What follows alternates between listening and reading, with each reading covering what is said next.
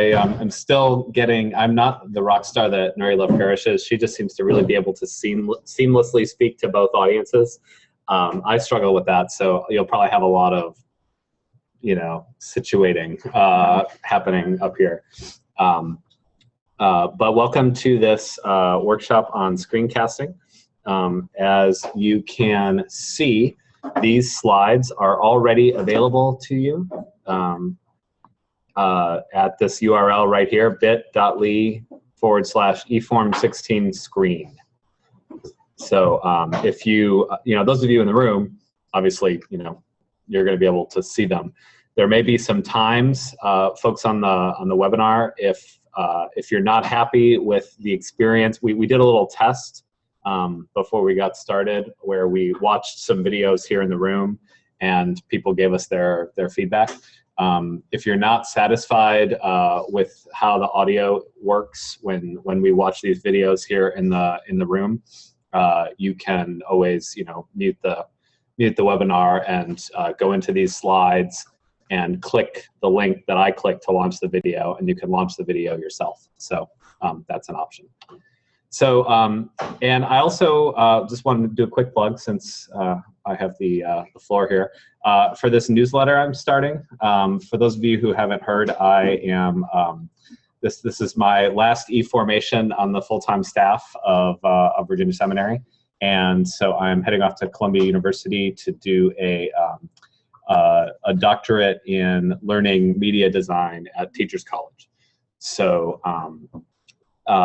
one of the things that I have committed to do is sharing as much of what I learn at Teachers College with the church as I can. So if you're interested in hearing about that, kyleoliver.net/newsletter, you can subscribe.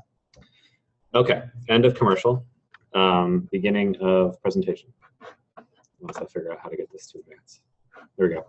How about a prayer? Anyone feel called? Actually, I guess I should probably do it because of the audio thing. The Lord be with you. Let us pray. O God, by the leading of a star, you manifested your only Son to the peoples of the earth. Lead us who know you now by faith to your presence, where we may see your glory face to face.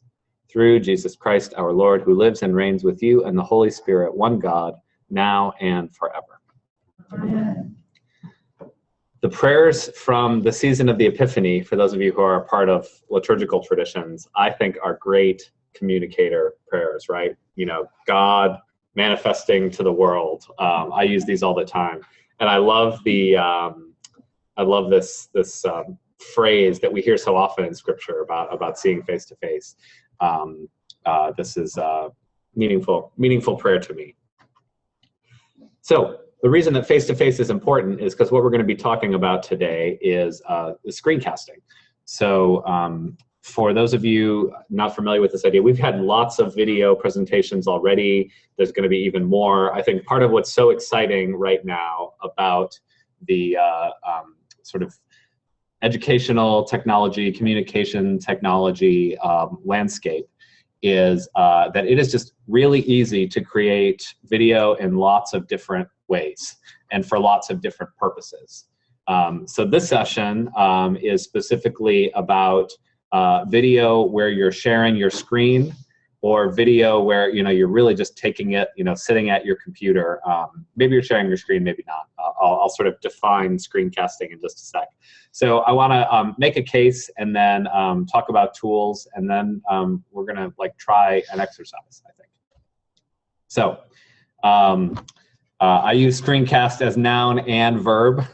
A recording of what's happening on the screen or for the person looking at the screen. So I think some people specifically think of screencasting as just making a recording of what's happening on the screen. I think about it a little more lively, I guess, than that. And so there are lots of ways to do it, and we're going to take a stab at a few of them today. So those of you who sort of follow the world of education know that for quite some time, people have been sort of abuzz about the idea of the flipped classroom.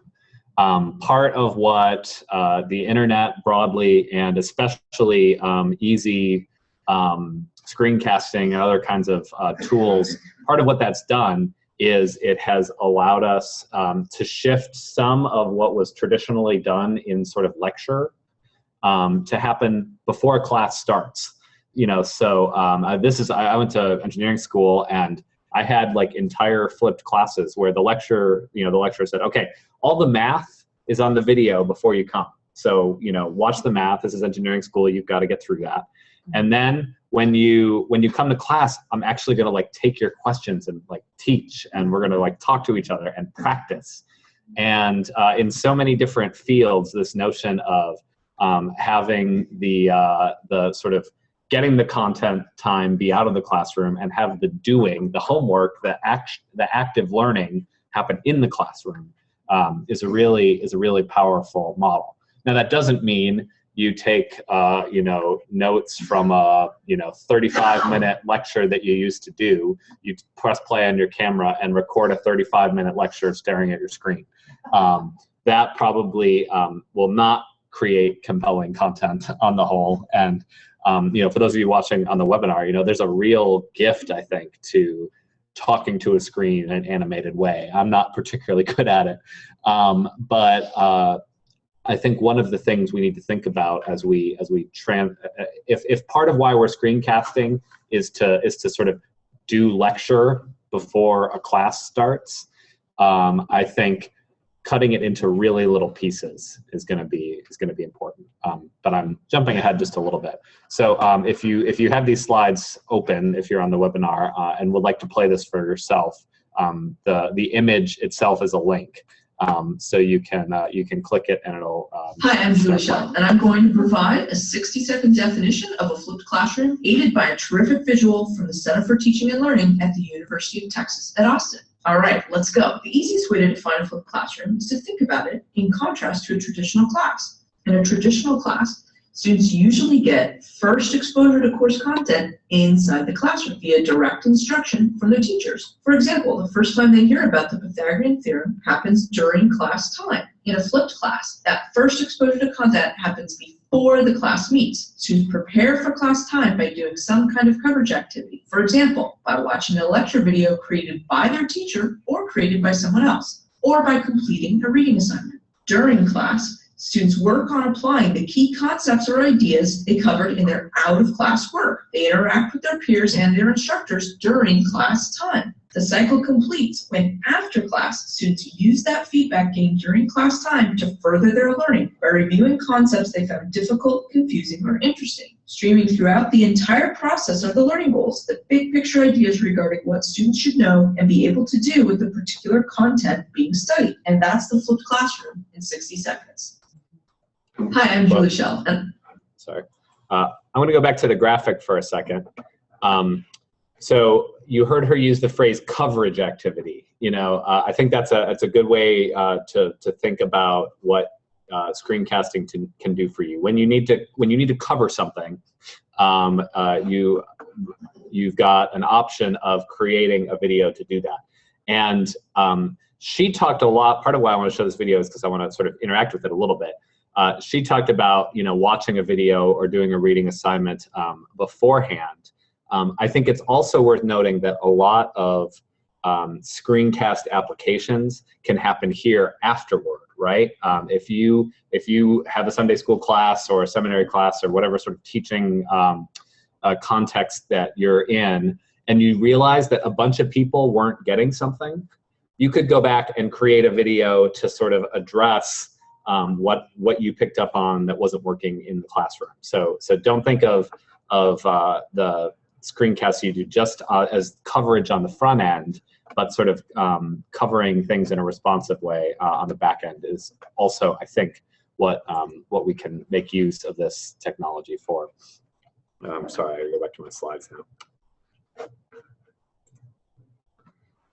So with that in mind, let's do some examples here.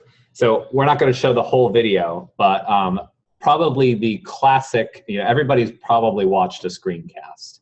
And the classic use case for a screencast is when you need to demonstrate some software. So let's watch a little bit of Nuria Love Parrish demonstrating how to edit video in iMovie.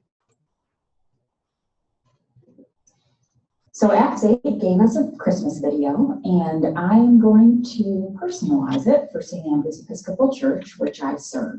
I have opened up iMovie, which is standard on every Mac, and you're looking at the videos that I have done before. These are just on my projects tab under iMovie. So first thing I'm going to do is create a new project, and I'm clicking the plus button. I'm going to create a movie. You get the idea here. We don't need to. This is not a session on iMovie or on creating this kind of video. But I do think that this kind of video has a lot of applications. I mean, this was exactly, I think, the kind of thing that that Albert Cloutier was just talking to us about when he talked about if you are a communications minister at a diocese or synod or presbytery or conference. Did I get them all? Or convention. If you are a communicator for a larger body of church or a communicator at a big church, part of your job is to like help other people learn how to communicate. So if you need to demo how to use these various software tools, screencasting is just a fabulous way to do that. But I also think it's a great way to show if you're trying to make more use of online tools within your faith formation program in your congregation, if you're trying to teach folks how to tweet, if you're trying to, demonstrate how people get in the Facebook group where we're going to be doing the summer book study because our book group is dispersed during the summer. All those kinds of things, it's really pretty easy to make these screencast videos. So even though your call as a lay ordained minister in the congregation that you're a part of may not be primarily about teaching people how to use software, I think for getting people on board with tools that you might be using in the scope of your primary call, I think these tools are great. Oh, I keep going there instead of here. So there's one good reason to screencast. A second is to reach people that you couldn't be with in person. So again, maybe members of our congregation sort of disperse in the summer and they're traveling, but I, as a formation leader or as a clergy person in a congregation, want to try to keep in touch with them, right? I want to get some pastoral touches in over the summer, and I'm afraid they're not going to read the emails that I send them. They may or may not watch the video you send them, but it's another option, and for some people, it might be quite engaging. Bishop Jeff Lee is the Episcopal Bishop of the Diocese of Chicago. Episcopal Bishop, that's a silly phrase. And he uses these all the time, and I think to great effect. So here's a little bit of him reporting on this event that he's at. Hi, members and friends of the Diocese of Chicago. It's been a momentous few days here at General Convention. We have taken public witness about the power of God in our lives to address the scourge of gun violence. We have elected and confirmed the election of a new presiding bishop for the church, and we are taking action to increase the availability of rights of celebrating the unions, the marriages of all members of our church. The work goes on. Your deputies and so you get the idea. Some of this is, he's in Salt Lake City. All the people he serves are in Chicago, and he just wants to report, and video is an engaging way to do that. But I think some of this is about that was some important and momentous stuff, and there's some news that you just feel like you want to tell people in person. Some of that, not all of that, can be done with a video. There are some things, that you literally want to be in the room with someone. But I think part of what's going on here is these were big decisions with big emotional resonances for the people of his congregation. And sometimes when you've got that kind of news, you want people to get your facial cues. You want people to you know, experience as much of the sort of wholeness of you as a communicator as possible. And so I think screencasting in this wider definition of you know, including your face, I think has big potential uses in communicating across distances, especially when you want there to be some nuance or some humor or some energy. I think there's lots of great opportunities for that. This is one that I think is underused, but I think for some of the same reasons that I just said, I think screencasting is natural for giving people feedback on something, right?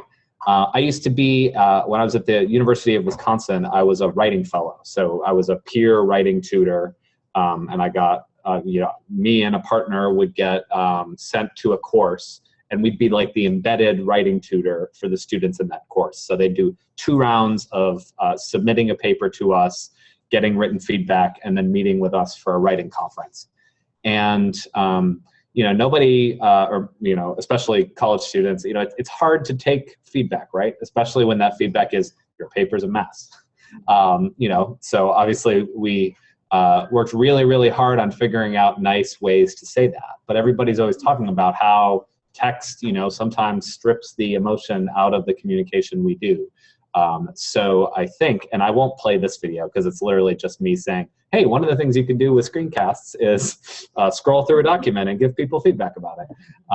So I'll save you watching it. But I like this notion of you've got the document open here, and then here in the corner you've got the picture of you actually talking about it. My colleague Stacey Williams Duncan, who's finishing up an EDD doctorate in education at the School of Education at the University of Virginia, just told me about a study that when people were asked to watch these lectures, and some of them, a randomized group, some of them watched without the little picture of a person in the corner, and some of them watched it with, there was majorly statistically significant improvement in the people who watched the video where the person's face was down in the corner.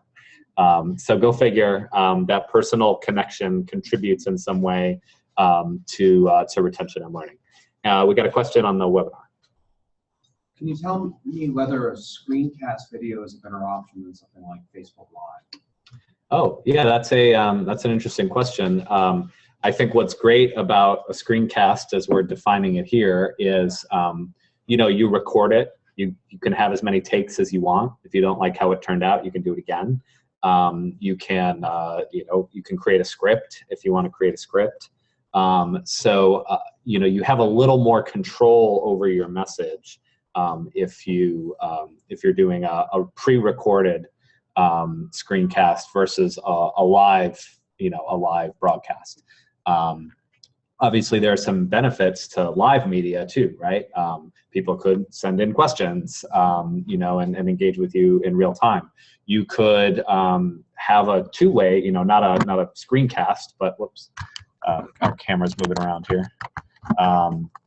Not a screencast, but a web conference. Julie Lytle will be in this room, I think tomorrow. I think I got it. Julie Lytle will be in here doing a session on video conferencing. And so obviously video conferencing has the virtue of being interactive. So all of these things have you know, different use cases, and it just depends what you want to do.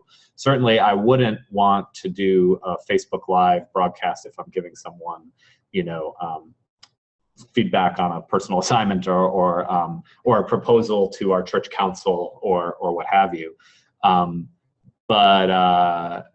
Yeah, so it depends, I think, largely on is the live factor going to help you in some way, and can you sort of do it in one take and be happy with it? I will say, and I'll probably say this over and over again, most of us don't like hearing the sound of our voice. Most of us don't like seeing us, you know, seeing ourselves doing these things. I mean, I'll I'll be helping post these videos at some point, and I watch them, and I find it less excruciating than I used to, because I do a lot of this. But I'll say I'm not great at it. Again, this goes back to some of what Albert was talking to us about. You know, there's a gap, right, between what I think I'm communicating when I do this and how it actually comes across. I don't have any kind of theater background. I'm not an actor. I'm not, you know, and but on the other hand, doing a lot of these helps me get some kind of handle on that, right? He talked about do a survey, get some feedback. You can get some self-feedback by watching yourself do this a lot. And so there's some virtues there. So, question in the room. How do you create what you just showed us there? I'll show you. Okay. Yeah. Okay, we sort of hit on this with the Jeff Lee example, but I think it's worth saying on its own, especially especially in this context of this hybrid event where we've got people here in person and people online. I think these little videos can be a tremendous way to sort of lower anxiety around something. You know, again, our voice and our human bearing and all the ways that we non-verbally communicate. Some of them can get picked up on video and we can get a little extra mileage. This example, which again, I'll spare you partly because the lighting isn't very good and partly because again, it's excruciating to watch these things. And I've gotten a little better since I made this one. This was the first time we were offering a fully online class here at Virginia Seminary. We haven't done very many. But this was the very first one, and I was the TA, and everyone was freaking out. How do I use the system? I didn't sign up for an online course. This is Virginia Seminary. They've got a beautiful campus. Why the hell am I being forced to take this class online? Everyone was grouchy and anxious, and I mean, it was just. And we just realized we just need to figure out a way to get people to calm down. And maybe an email is not going to be the best way to help with that in this case. And it was really powerful. In my memory of this video, I had my collar on, but clearly I didn't. But either way, like the notion of just looking at the camera and saying, "We're glad you're here. We're going to get you through this. We're going to support you in this." It makes a big difference. Last year when we had webinar access technical issues, this year, it's really just, I can do a million things in the chat window and send a million emails, but to just say, thank you for your patience. We hope you got in okay. We're glad you're here, or whatever the equivalent of that is in a recorded way. It's just really powerful. So, again, there are some situations where you want to defray anxiety, or whatnot, where a video is just not going to be enough for you or appropriate. Use your pastoral judgment. But in that case, it was nice. People just stepped it down a little bit. Another thing that screencasts are good for, and here we're gonna learn some concepts. Is to introduce some kind of short self-contained topic. I hinted at this earlier. I don't think those of you who maybe teach in a traditional school setting and do a fair bit of lecturing, or teach adult education and do a fair bit of lecturing or whatever, I don't think you should start making 35-minute long teaching videos. I think you might make 7 5-minute long teaching videos. I don't think that teaching online is any better or worse than teaching in person. But I do think that often figuring out how to teach something online forces you to get your head around it a little bit better and to chop it up into appropriate pieces. You just have to be more intentional when you teach online. And so it sort of forces you to stop and think. Whereas if I know, okay, I'm supposed to do 35 minutes on Ephesians tonight, if it was a busy week, maybe I'd just show up and do 35 minutes on Ephesians. I mean, I couldn't do 35 minutes on Ephesians, but there are some things I could do, and you just show up and you sort of self-organize and you blah, blah, blah, and maybe it's good and maybe it's not, but you got together and everybody had coffee and it was fine. That that doesn't work here. And so you have to think about it a little more. It takes a little more time. One of the things it often does is it helps you chop your content into little pieces. And I really encourage you to do that. So here is a little piece of content about how our brains process audio and visual stimulation concurrently. So we're going to do a little educational psychology here.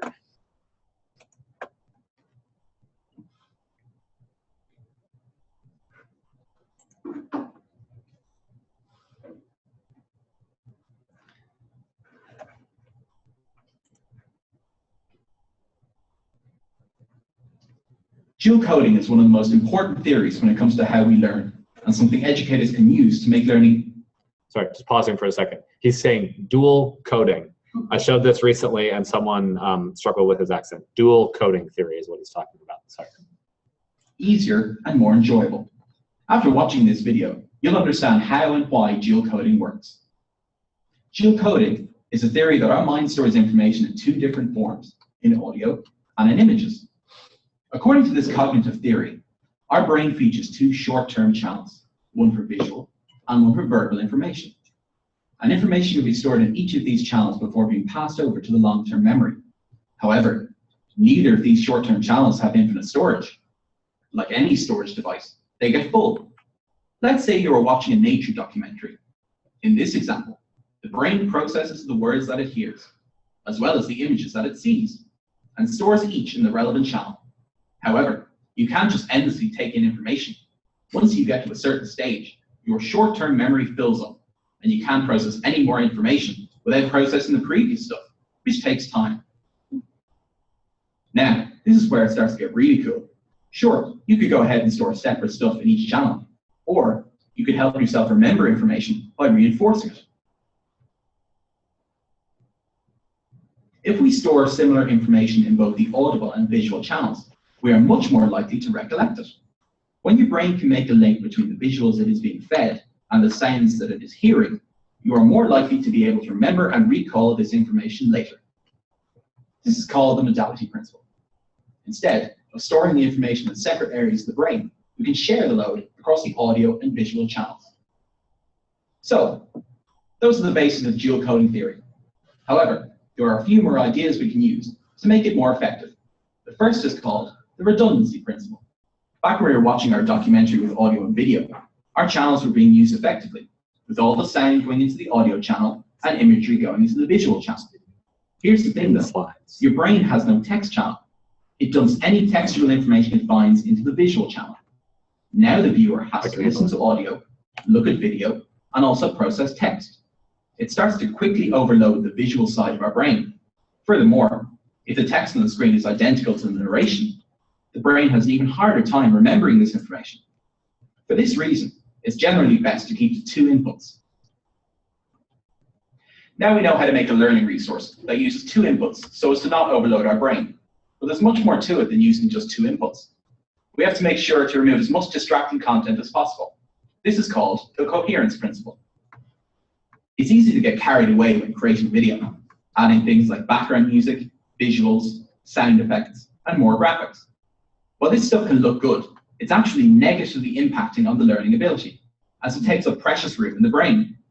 The coherence principle states that it's best to keep things focused on what's important and to leave out all unnecessary stimulation. Finally, let's talk about another principle called the personalization principle. This one is pretty simple. It's all about how you connect with your audience. Turns out, if you talk to them in a conversational style, your teaching is much more effective than if you conversed in a formal style. You see, people become more emotionally invested if they feel like they are being involved and pay much more attention to the content. So, when designing e-learning products, be sure to use words like I, you, and we, and try to think of ways to further connect with your audience. So, let's recap what we've learned so far. We've learned that geocoding theory states that we store audio and images in separate areas of our short-term memory. That text is perceived by the brain as an image and can result in overloading the visual channel. That flashy complexities can sometimes undermine the message you want to convey. And that a personal tone will allow you to connect better with your audience.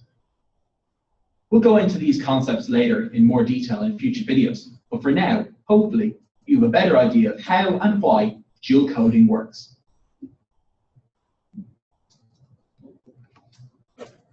So someone on the webinar, before I forget, asked about links to these videos, and they're in the slides, but I did just create a little bit.ly link for this one.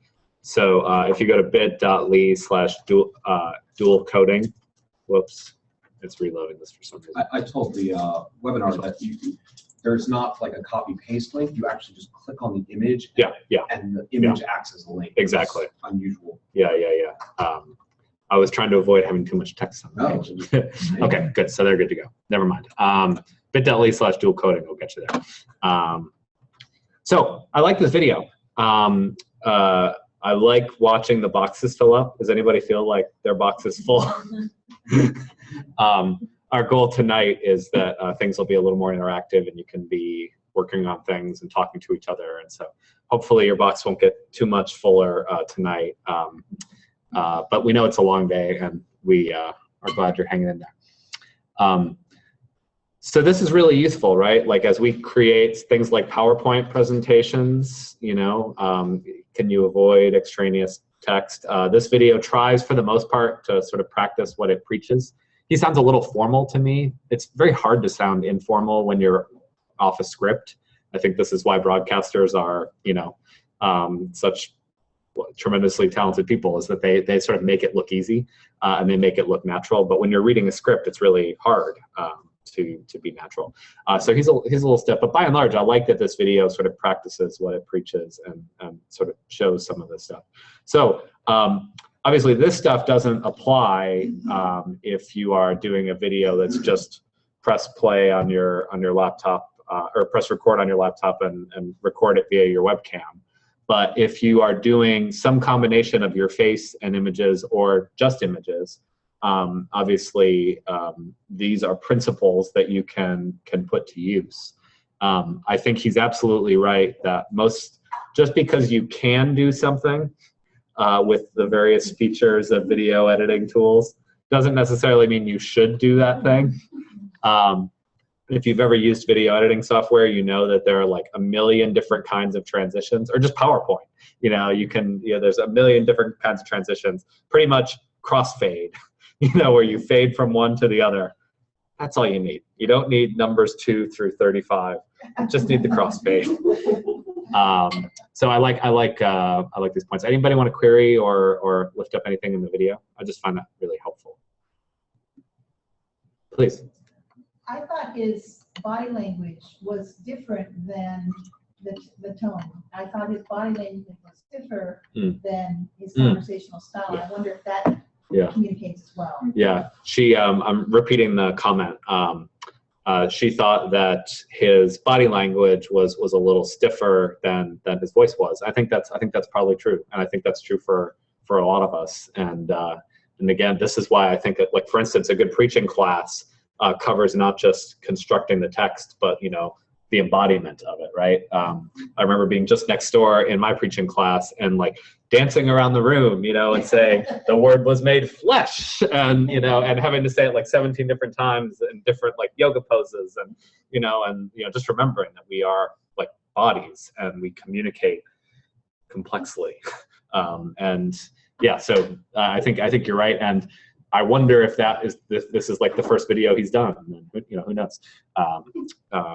Anyway, that's probably enough of that. But it's a nice example of the kinds of thing you can do. And in fact, one of the tools that I'm going to show you today actually lets you, helps you create some of these kinds of visuals. It's a really nifty little tool. Cool. Oh, this is good. We've had some. This is a good stopping point if someone wants to ask other questions. Please, Suzanne. I've had the experience of being videotaped by somebody else and seeing the raw video and absolutely hating it.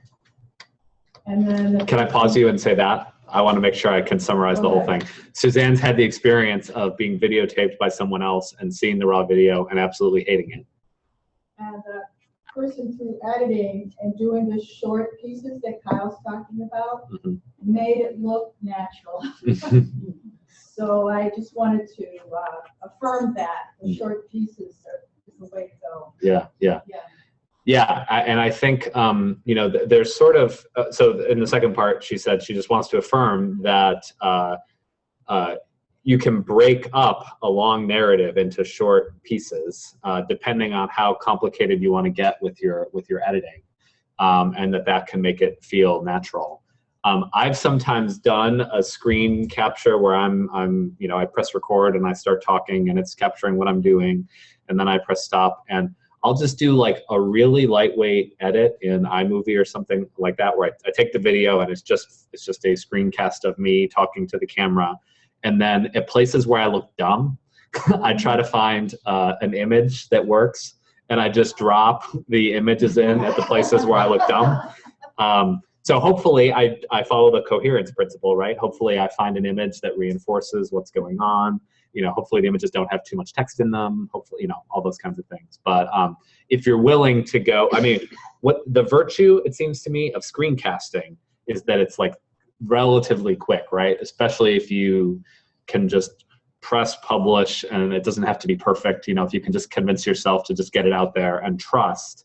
So much of this is about trust, right? Trust that even though there's a gap between us and the people we're communicating with, that we also have a real embodied relationship with them, and even if we sound stupid, that they will take from it some of what we're hoping to communicate to them. So if you can be satisfied putting it out there in an imperfect fashion, screencasting, you can create something pretty quickly. You're going to see a video on Wednesday morning that Lisa and I, you know, Trisha sat there and gave us edits on our script. Trisha, Lisa's wife, is in the room. We wrote the script. We recorded it in one take. I got up the next morning and dropped some videos on the places where I look dumb. Lisa never looks dumb, so she didn't need to have any over her. And the video is finished, and we've done one round of feedback. And so screencasting, unlike a sort of big production with an outside camera and everything, screencasts, their virtue is that they're a little disposable in a good way, and they're not going to trip you up too much. But I do think that sometimes adding in a few visuals afterward in editing software can go a long way. But using some of these tools I'm going to suggest, there are ways that we can incorporate images without having to then go back and do editing. So we'll get there in a second. Trisha has a question. I just have a question. What your thoughts are on sites like Fiverr? Have you heard of that? Oh, yeah. And the reason I ask is it sounds like the power of what you're saying is that it's letting you yourself, who is a leader in the community, communicate with other people. Mm-hmm. But I was wondering if you had any kind of emotional reaction to these sites. That I know a priest out in Minnesota she's the only staff person, you know, this kind of model, like the church is run off her laptop for budget reasons, but it's a very healthy 250 member church. She just doesn't have a lot of time, and she's actually not a great communicator. These are her words. I mean, she's just not that person. So she heard of this site. Can I pause you for a second and repeat some of that back? Right. So Trish is wondering about sites like Fiverr, which I'll say something about in a second, and other sites. She has a friend who is a solo clergy person in a congregation that just doesn't have much staff, so she's doing all of it. She's not a good communicator, and so she heard of this site where you go and it's like Amazon for gigs. People who are willing to do something, and the price is right there. So, for example, you go on and someone says, for $15, I'll design your weekend T-shirt, and you just buy it right there. It's like Amazon. So they're gigs, you know, like things. So she went on, and there's a whole marketing section. She purchased a 5-minute video about her church's like garage sale or something they do, and she hired a guy who will dress like Jesus and read your text. And she paid, but she priced it out with him and decided when she could get the costume, that was like $5 more. He listed his gig out. And what she got, and I should probably try to find it so you can see it, what she got was a 5-minute video. This guy, I mean, he looks like Jesus, like he's a white guy with a beard. You know what I'm saying? Like, so not really Jesus, but who everybody else thinks Jesus looks like in some ways.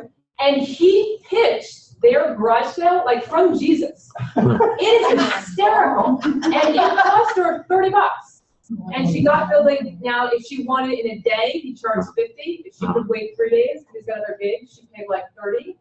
And this all happened on this third-party site where she got in her inbox 3 days later. This thing she just literally cut, paste on her website, done, and everyone is anyway. But I don't want to lose the point that I heard you make, which is a lot of screencasting is actually about the community getting to know the community better. So it totally, you know what I mean? Like no one knew who that Jesus guy was. Half of the church emailed her and said, "Is this guy a member?" Because he talked about St. Mary's in Minneapolis, like this was his place. Like she gave him the text. So there's a little bit of a gap between people saying he sounds like he's a member of the congregation. It's Jesus. It's So let me $30. $30 in about 10 minutes of writing the text. So she got it. So webinar audience, I'm not as funny as Trisha is, but they're hearing webinar. You're hearing okay? Okay. Tell Alex if you're not, but great.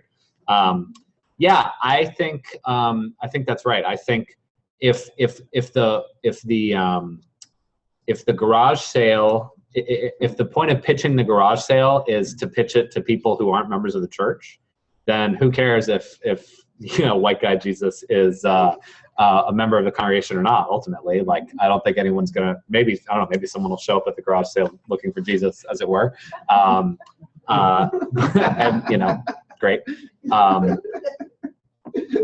But I do think that you wouldn't want maybe to pitch the retreat, you know, for this weekend, or offer a report on, you know, some recent thing. So yeah, I think the context of your communication, your audience, the message that you have to share with them, and the media you use, you know, are all sort of together. Some of you have maybe heard our friend Julie Lytle's mantra: message, method, and then media, right? So the message: come to our garage sale, all ye who have never heard of our church. That seems to me pretty compatible with hiring someone on Fiverr to dress up like Jesus and pitch the garage sale.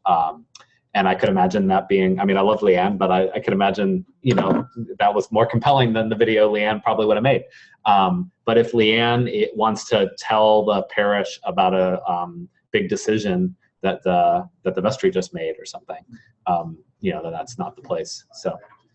But I think the wider point of, you know, so much, this is not a screencasting topic per se, but it's worth saying. The part of this event that breaks my heart, and it's perfectly understandable, is when people come back the next year and say, "Oh my gosh, eFormation was so great, and boy, I just didn't have time to apply any of this stuff." You know, and that's part of why we're putting all this energy into badges, to try to give you a little incentive to put some of it to use after you get home. And if you do, we'll give you a badge. You know, I don't know how good of a carrot that is, but you know, we're trying.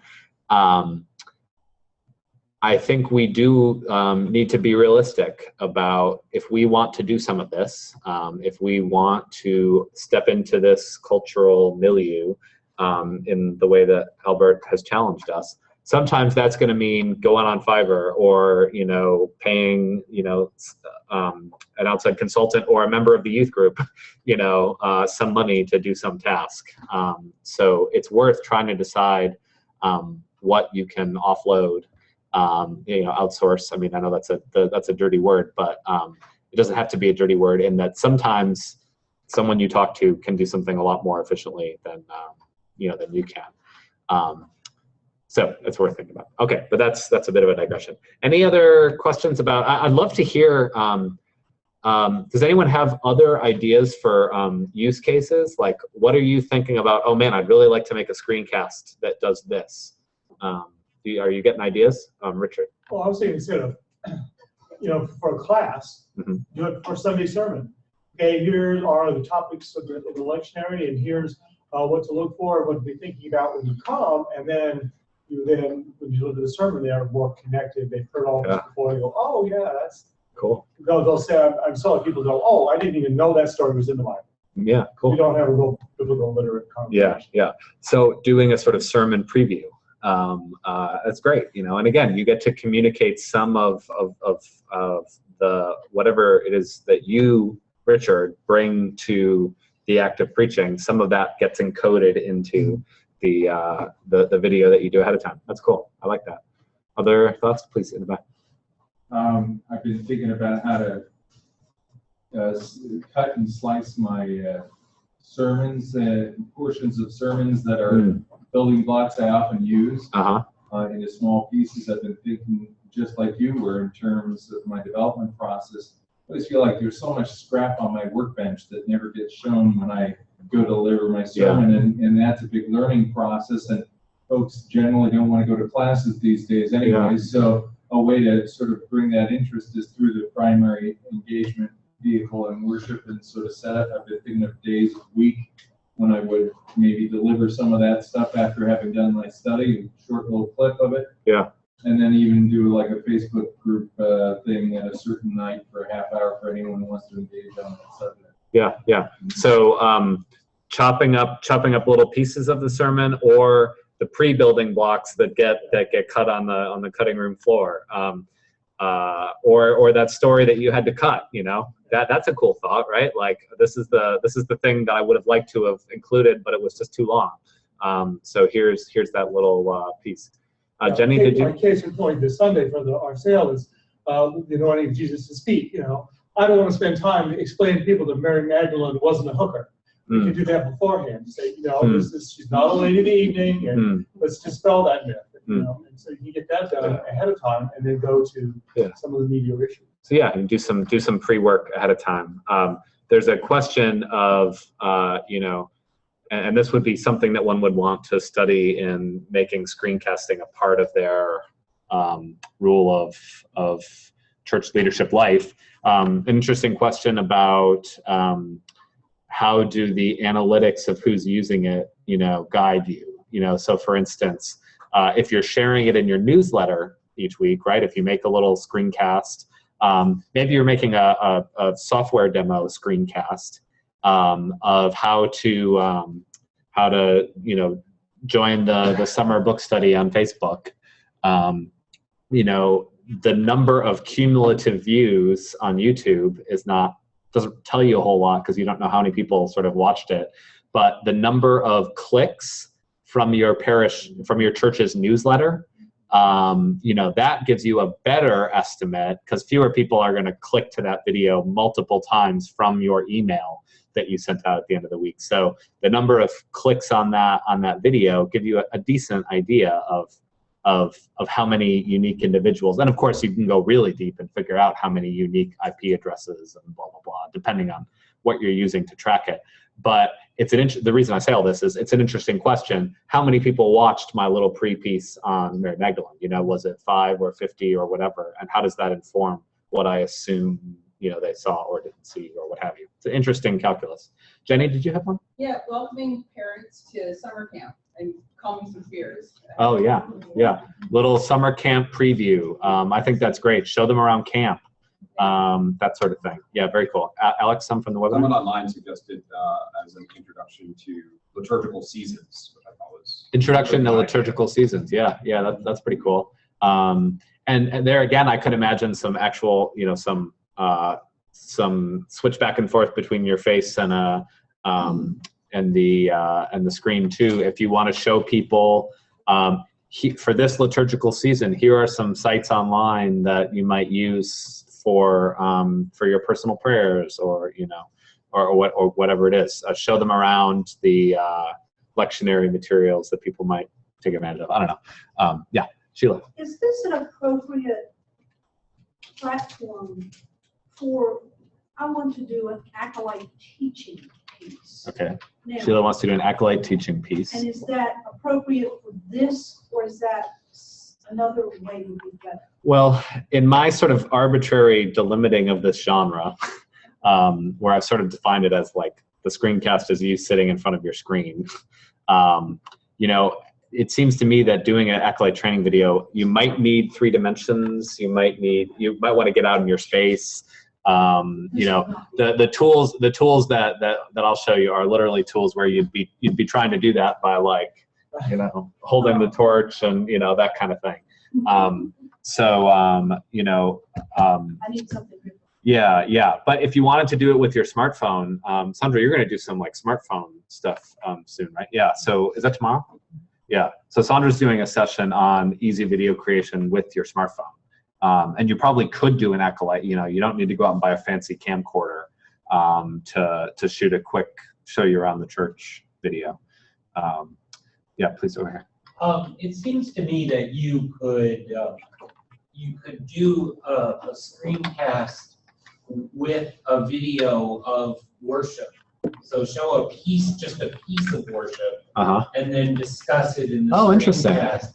Because one of the things that I have found people get all excited about, which just sort of surprised me, was when I say things like, well, we wear vestments because the vestments adorn the message, not the person.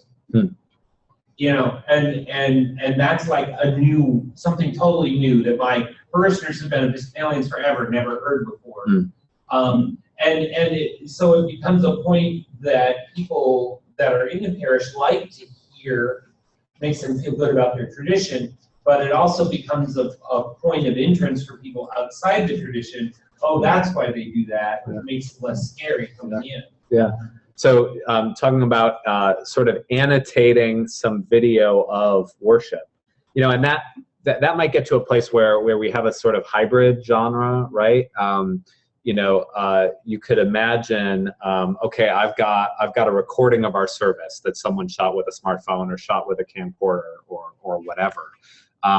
But then I've also got some screen capture software where I can sit at my desk and press record and say some things, and I could shoot 5 or 6 clips of me responding to various things. Oh, so here's someone in these vestments, and here's why we wear vestments and what that's all about.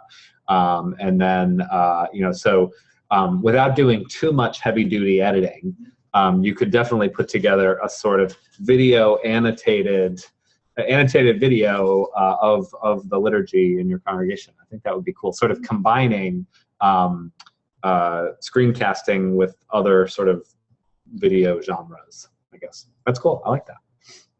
Again, the thing I just want to stress over and over again is these screencasts can just be like really, and I mean, and other kinds of video can too, right? Like smartphone video can be the goal is to, you know, the goal is to get it out there, right? To put our feet in the water.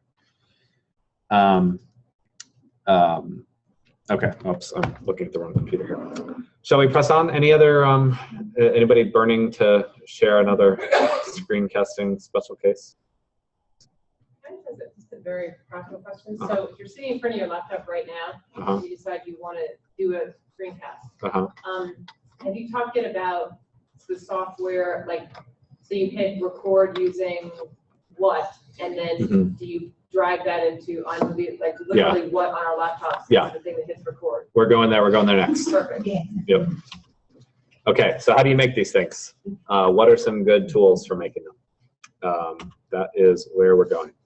Okay, so there are a few options here, and some of them get into adjacent genres, I guess.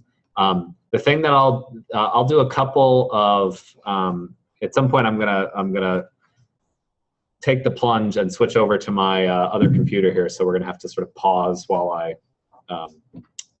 adjust some things because I want to show you some things on a Mac. But let me talk through some of these tools. So ScreencastoMatic is, in our experience, just the absolute easiest screencasting tool. You can see basically, well, here, let me play this video.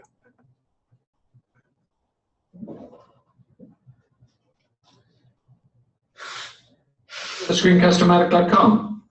To get started, click the Start Recording button to go to the Screen Recorder page. If it's your first time, you may be prompted to download our Screen Recorder launcher to use the recorder from your browser.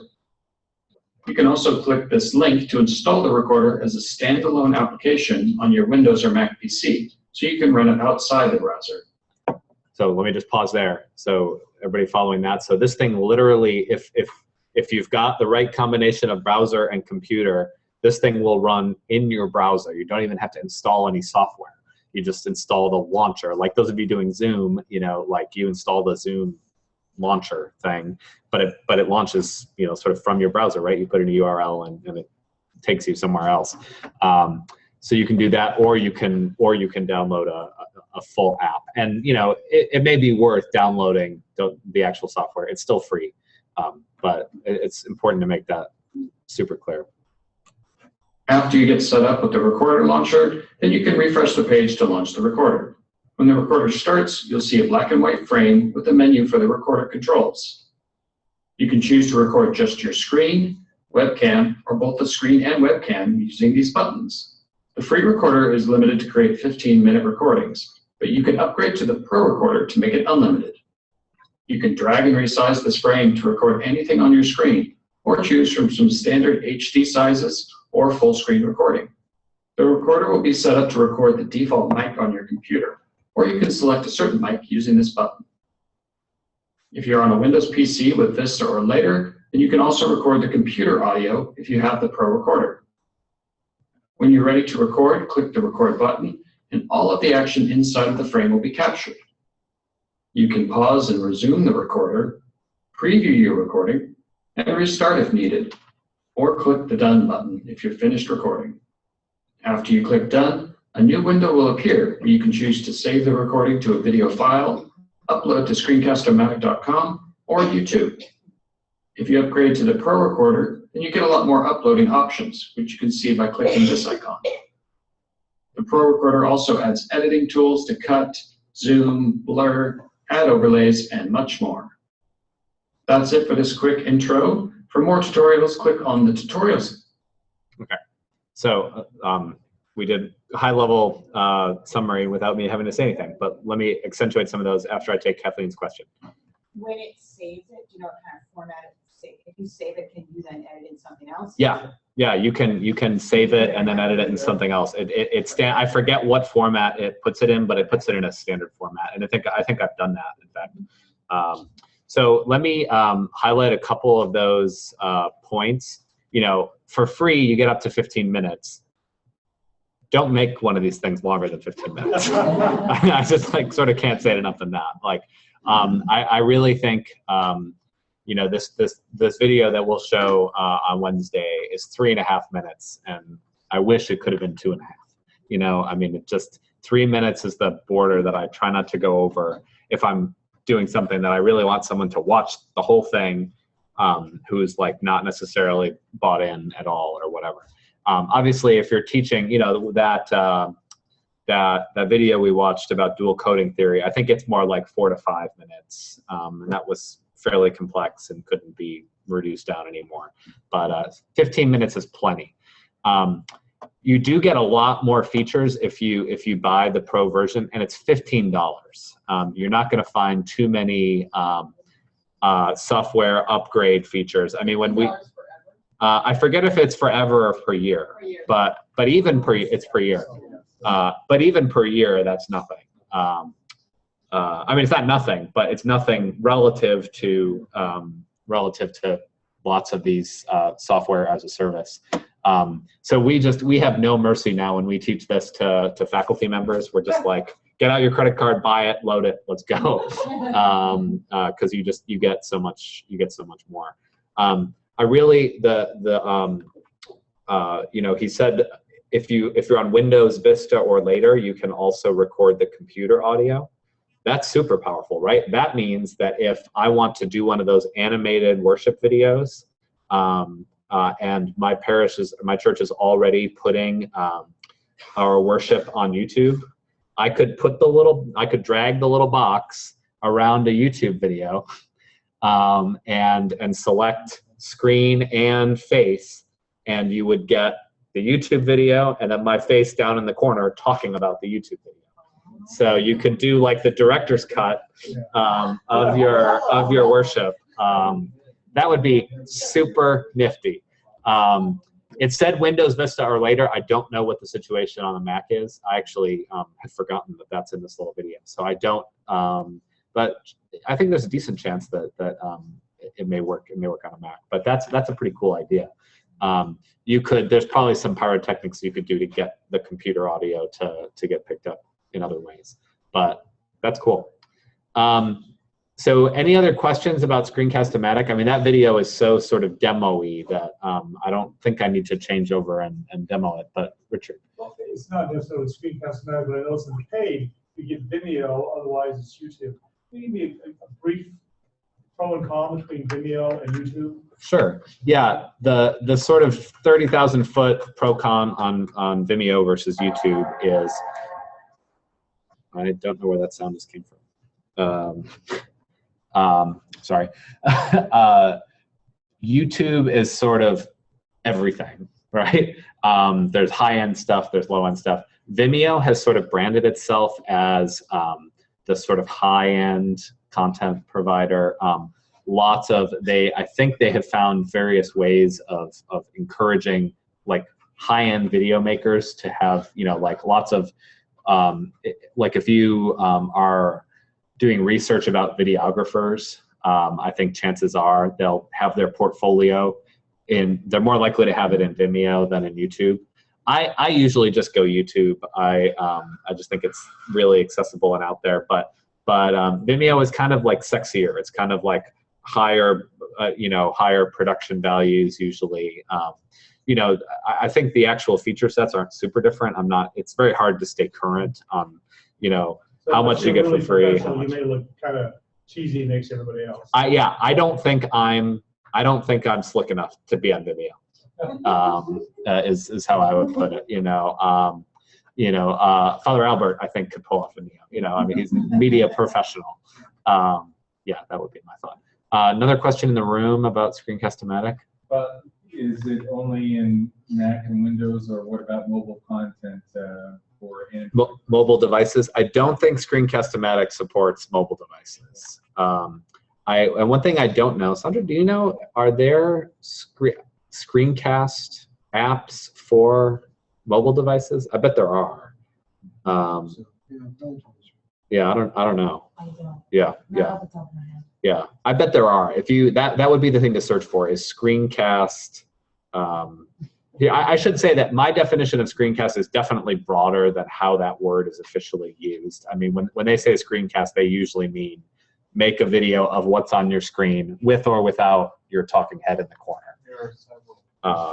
Okay, cool. I thought there probably would be. Yeah. So if you want to, a good example there would be like teaching your parishioners or your congregants to tweet, right? If you want to encourage people to tweet at church, you might need to show them how to do that. And most people tweet from a mobile device, not from a laptop. And hopefully they're not sitting at church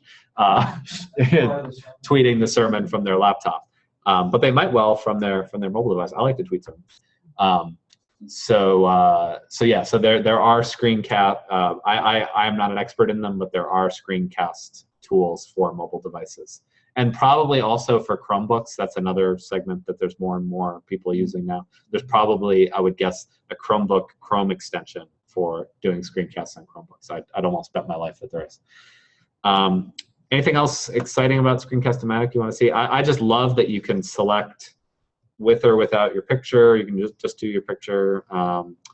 Those different sizes, it's really nice to be able to just select how much of your screen you want to show. Again, I do a lot of this, and I'm always a little self-conscious about the fact that like everybody can see my bookmarks, across the top, and no big deal. Like actually, there was I think a Virginia. There's a Trisha, you might know this, that there's some politician who recently. It wasn't a screencast, it was just a screenshot, but shared a screenshot of something publicly, and you could see that this elected official had been watching porn. It was like, I forget if the person had bookmarked it or if it just was in the, oh, it was a tab. Yeah, it was a tab. Oh. Now if, you couldn't make it up. I mean, yeah. Something like Debbie does Dallas. I mean, it's Yeah. written right there. Yeah. Do the screenshot. And so if it had been a partial screenshot or a partial screencast, you could just select your screen rather than the whole thing. So there's a good lesson. So that's cool about Screencastomatic. So it's easy, it's free, with a little watermark and limits about how long it can be. It's just kind of great. There are lots of other ones out there. Most of them are more expensive. The more expensive ones are probably also more powerful. I don't know every tool, but Screencastomatic is pretty great. QuickTime. For those of you who are Mac users, you don't have to install anything to do either a face only or a screen recording only screencast. I'm not even going to open, this is going so well technically, I hate to try to switch computers in the middle of this. But it's so easy that you don't even need the demo. And as some of you, when we have some play around time, I'm happy to come around and show you. But on your Mac, you can search your application launcher for QuickTime. It's on there. You click it, and nothing happens because it's waiting for you to tell it what you want to do. Because usually QuickTime is for playing videos. But if you go up to the corner and do File and New, and you get 3 different options. You can do a screen recording. You can do, I think they call it just a movie recording. That's just use your webcam to record your face. Or an audio recording. If you want to just do audio, you can do that. So on a Mac, you've got the capability of doing all of it right now, except it won't do face and screen. So if that's important to you, go with Screencastomatic. WeVideo is a lightweight browser-based video editing tool that I quite like. I mean, if you have a Mac, iMovie is probably easier. But on Windows, if you don't like Windows Movie Maker, which I don't, I kind of like WeVideo. I was amazed that you could build a browser-based video editing tool. But bandwidth is so great now that you can, in most places, that you can do things like that. So, so WeVideo, I'll click and show you. Let me log in.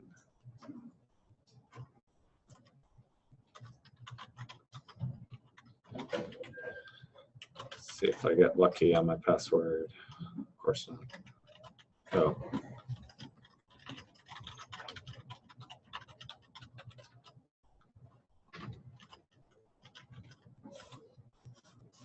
Hey. So this is WeVideo. Remember when we were watching Nuria's movie and she was showing us iMovie and the first screen was a bunch of her old projects? We're seeing the WeVideo equivalent of that. These are various, projects I've done, So if I click into one of these, I don't know why there's so many versions. I haven't used WeVideo a lot recently.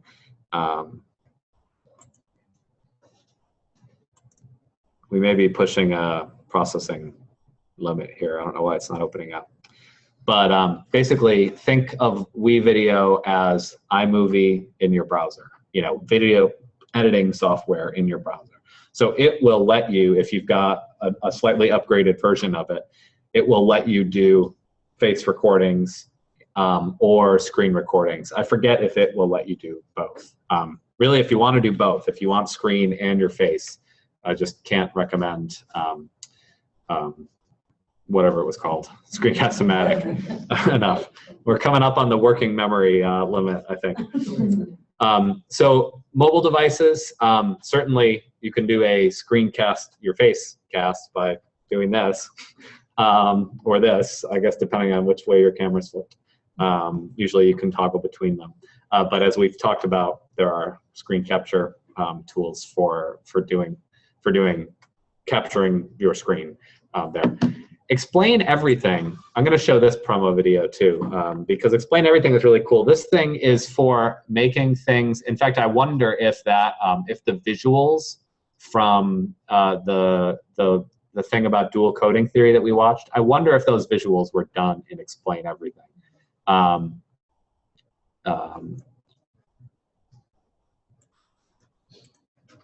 hang on. I'm sorry, I did these slides the other day. I'm not remembering how to play these little promos.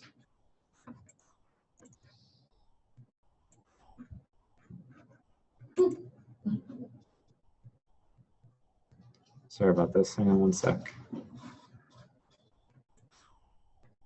Well, you can see someone, I mean, this thing that we're watching here is basically this person doing this, right? They're adding all kinds of annotations. It looks a little bit like Prezi, doesn't it? You know, he's kind of zooming in and out. He or she. I'm sorry that I'm having this brain moment. What is this for? This is for if you want to create visuals. Like, remember we watched the dual coding theory, and there were the little arrow things going into your eyes while you were watching something, and vice versa. If you want to create little animations, explain everything, we'll do that. That's kind of beyond the scope of how I'm defining screencasting, so I don't want to spend a lot of time on that. But it's a nifty little tool that I encourage you to play around with. And if you want to, if making these little animations is appealing to you, you might want to check that out. But for many of you, if you want to create, what did that guy call it, a educational video product or whatever, you could do a screencast where you just make some PowerPoint slides and you put the slides into presenter mode, and then you press record on ScreencastoMatic, and then you advance your slides and you talk about them as you go. You know that. Oh, hang on, I just had an idea. Oh, uh-oh, I'm getting locked up computer here. Could you also do that in QuickTime? Yeah, absolutely. You wouldn't get your face in the corner, but yeah, you could do it in QuickTime too. Did that. I thought maybe this one was a link too. Oh, it's not. Okay. So let me make. I'm mindful of the time here. Any active questions in the chat that I should know about? Alex, we're good. Okay. So let me make a few comments, just that I think can sort of lead you in the paths of righteousness here. Be level with the camera. This one's really important. And so watch me in the corner here as I do some things not to do with the camera. You know, if the camera is way above me here, it makes the person feel like they're like in an airplane or something, you know, like, but even worse is when you are literally looking down at the people you're talking to. It's just not appealing. So do your best to be as level as you can with the image. Do your best to get yourself fully in the frame. You know, if I'm down here, we're wasting a lot of, you know, not that my like upper torso is particularly interesting, but this just doesn't make for a very attractive framing of this. So all of what you know about photography, you know, is going to be true here too, right? Fill the frame. You might be like super artsy and go off, you know, rule of thirds if you're a photographer. You know, so you might decide to be on one side or the other, especially if there's something interesting, you know, that they could look at behind you. I think for screencasting, nothing wrong with being right in the middle and looking. Again, this is quick, easy, low budget, low effort. So be level. Lighting your face is huge. I really, I used to do a lot of this from my old office over in Key Hall, and there's a window behind me, and that's awful because there was no light in front of me, and there was lots of light behind me, and so you look like a dark blob. This is pretty good. I'm standing right under a light, so I'm being lit reasonably well. I mean, it could be a little better. If this were a super professional production, we'd probably have a light or two pointed at me, or, you know, pointed at us like this. Oh, let me show you. I have like a whole, whoops. Oh dear. One errant keystroke and you just throw yourself way off. Hang on, I need to get back in the prisoner first. Okay. I think it's still up on my blog. I probably have more tabs open than are good for this computer. Let me fix that quick. I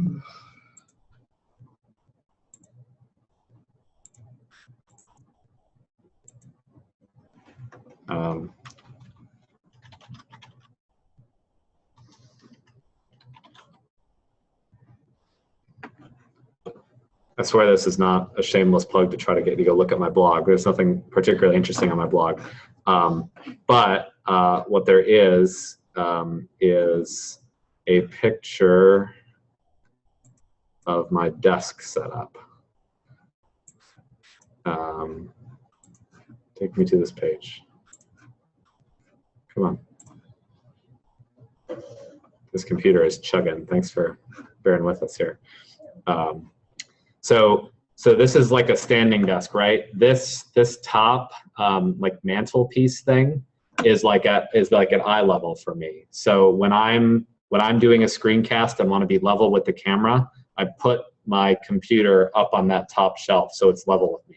Obviously, if you're sitting at a desk, you're probably pretty much already level with your camera, basically. But I've got these two lights. If you know about video lighting, there's this thing called 3-point lighting.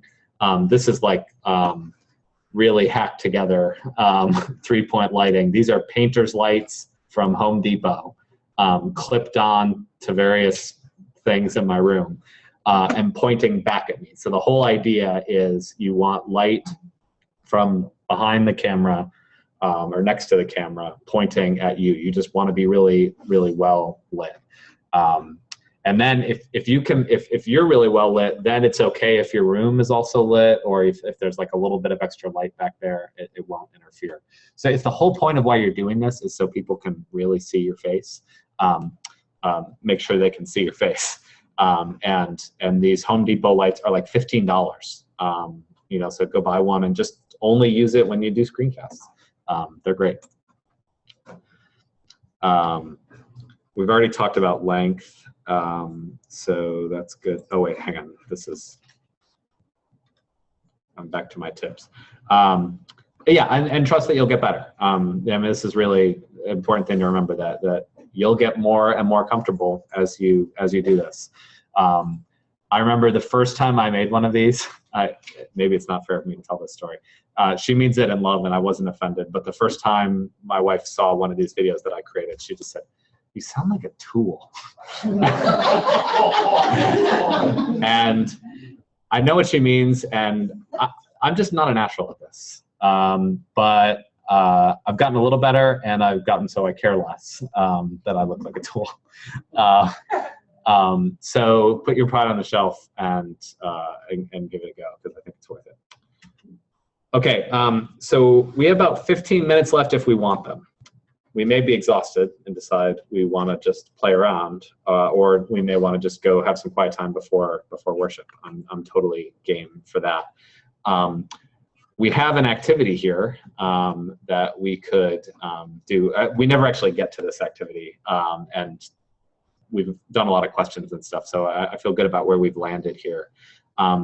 But if you remember me for 5 more minutes, let's say we wanted to teach something. I'd be curious to hear, knowing about all the things that you know now, and maybe taking one or two of the suggestions of things people wanted to try. How would you go about this if you wanted to actually, let's at least talk through it. And then we'll do this for 5 minutes or so, and then I'll walk around and help anyone who wants to. And oh, hang on, this question from the webinar room first, or maybe an example. What tool would we use to have the video with the Word document you showed at the beginning? Oh yeah. So any of the screen capturing tools, I mean, ScreencastoMatic will get you there. In fact, that's what I used for that video. The one where my face was in the corner scrolling through and commenting on a document. I made that in ScreencastoMatic. So that's definitely one that's available to you. So how would you go about it? What would be, I always want people to leave a workshop like this with some next steps in mind. So please, Sue. We made one on how to use the app on the page to make your pledge. Oh, perfect. That's a great example. Yeah. Okay. So Sue's church made here's how to make your online pledge. Yeah. video. Okay. So what was your process like? How did you do that? It was the two interns, and they phoned and they kind of found it up and then did the screenshots and showed exactly where to go to each of the pages to get to exactly the right place. So it cut back and forth some between live video and screen proper. And they went for something playful because that was who they were. So they sort of set it up, something silly about why you make a pledge. Not that that's a silly topic. And then cut and then did an actual showed demo. Exactly how to fill out the form. And what it would look like. Cool. Great. That's a pretty straightforward one. How about if you wanted to teach a topic? Like what's something we're teaching all the time in the church? Like a theological idea or a Bible idea, or what's something we want to teach? Suzanne. I would show gestures of the Mass and name them. Okay. Yeah. Great. You know, this is the apoplesis. This is the offering. Mm-hmm. Just put the hands. Yeah. And the art. What are the names of the articles? Because a lot of people don't know. Yeah. Great. So that's a nice example. So one of the things. So you could do that from your desk, or you could put your computer down. On the. Sure. Yeah. You sort of do liturgical. I mean, it's a very catechesis-y idea. Yeah. Suzanne's a catechist of the Good Shepherd, and so you can imagine, desktop, demo and whatnot with the various things. Yeah. So you can make gestures. You can show, the bread and the wine and the cup and all that sort of thing. Yeah, that's a great example. Jenny. Kids in the Eucharist, kids in worship. Mm-hmm. I'm not even sure how it could be done. Yeah. That would be a really neat. Yeah. So for that, I would definitely. I think smartphones. If you want to do kids in worship, I think learning how to shoot well on your smartphone, or a camcorder, of course, but you can do a lot with a smartphone now. Might be the way to go. Using your screen, may not be helpful, but I think that's a great example of demonstrating. Here's if you have a kid's place, here's the place down front, where the kids go, or who knows. So that's cool. Yeah. Anybody else have one more that they want to? Yeah. I got in a fix. We needed to have a congregational meeting. Our bylaws required a certain number of days, and we're going to fix the bylaws now. So oral announcements like that. I tell you what, and I went to my tablet, recorded myself saying that what we're going to do is why we're doing it, and I sent it out on constant contact with a personalized email, copy of the video to everyone who was on the web. Yeah. I do think that so he made an announcement, you must give 50 days notice before you change the bylaws. He did an announcement like that on video. And I do think it's the case that if you've got an email, most of us know that our online newsletters, are opened by X% of our people and are actually engaged with by an even, by Y, where Y is less than X% of our people. I do think if there's something really important that you want to highlight and you want people to really lock in, and you don't usually lead with a video, if your first thing in your newsletter that week is this video of saying, hey, I've got a really important announcement here and let me lay it out for you. I think that would be good. So I've been thinking about, an interesting question, it seems to me, and this, I think, this would be when I do this as an activity when we have the time. One of my default questions is what is a gospel, right? That's a Bible 101 type question, so I would encourage you to think through a little bit as you maybe play around with one of these tools. How would I teach what is a gospel using screencasting? So if I were going to do a thing where I make the slides and then capture it, what would my images be? how would I break that material up? How can I take advantage of what's online? How do I find some great biblical art to to include? What are the 3 or 4? What I like about this as a discipline is that it sort of helps you sort of think like a filmmaker, and even if you're just doing your face and PowerPoint slides and speaking, you kind of think, what images get at these things, and how do I line them up? You could write yourself. I've done it where I've written a script. This video that you'll see later, Lisa and I read from a script. You can tell we're reading from a script. Again, we're not pros, but it's fine. So that can be an important part of your process. Not always, but sometimes that's useful if you want to say something right. I think this time might just be spent, if you want to download 1 or 2 of these tools and play around a little bit. I'll be here in the room. If there's any more questions on the chat, I'm happy to try to demo some things here in the chat window. Use this stuff. I challenge you all to do at least 1 screencast when you get back. Show people how to, and I think summer is coming, summer is here, is a great way to do it, right? Because you're seeing your people less. So this lets them see your face, lets them show you, demonstrate a spiritual resource online, show people how to download a podcast for spiritual nourishment, or show them a blog that you like, show them how to find the summer Facebook group check-in thing. Do one of these, because they're not that hard, and they can be really effective. What's the best way to sort of get the exposure on these? Just a mix of things of all the various social media, or is there a launch sequence for how to put that out? Oh yeah, so this is an important thing. Once you've got your video, like, what's your content strategy? I will be back in this room tomorrow to do a content strategy session.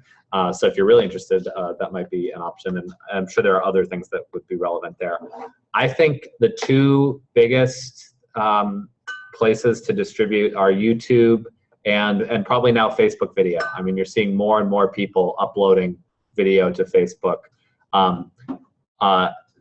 To do that really well, I think requires being willing to put the time in to close caption it, because Facebook video by default is silent. And that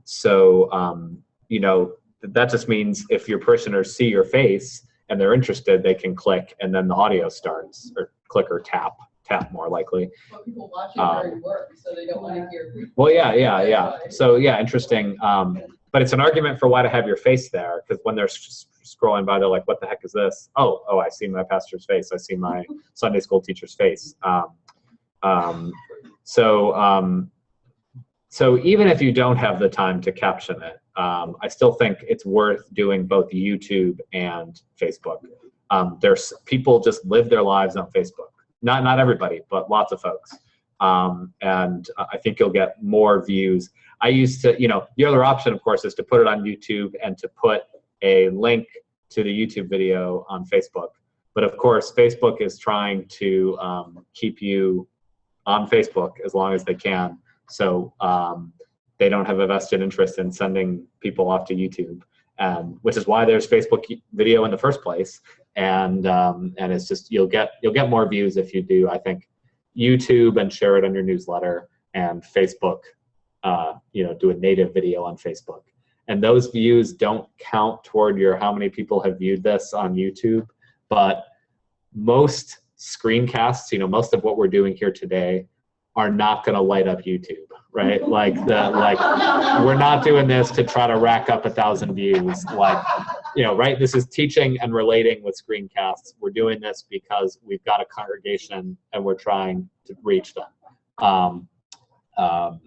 I think there are other more sort of, again, Sandra's session has a more evangelism sort of bent, and she'll talk about that sort of thing. But the videos we're talking about here are just, they're not going to get loads and loads and loads of views unless you have a really big church. Or maybe if you put a lot of time and effort in and create something that sort of catches. But yeah, long answer to your short question. I would do Facebook and YouTube. I just want, I'm sorry. No, it's okay. Yeah. I just wanted to clarify, do you mean uploading directly to Facebook? I mean or not uploading. To YouTube first? Well, I think you can do both at the same time. I don't think it matters what order you do it in. But I just didn't know what that meant. yeah, sorry. Yeah, I don't think the order matters. But yeah, so when I say putting it on Facebook, I mean like uploading it directly to Facebook. And it'll do its autoplay thing in the timeline. Well, with Facebook, do you have to have an account that you upload it to? Is it? You can. Complex process. No, it's as easy as sharing a photo. Basically, in fact, it says share photo or video, and you just select what you want to share, and it goes. You can do it from a personal account or from or from a page. So we could do a video of eFormation or whatever. Yeah. This video we're going to show on Wednesday. I'm sure we will. It's we're working on it on YouTube. I'm sure we will also. I'm sure we'll also upload it to Facebook.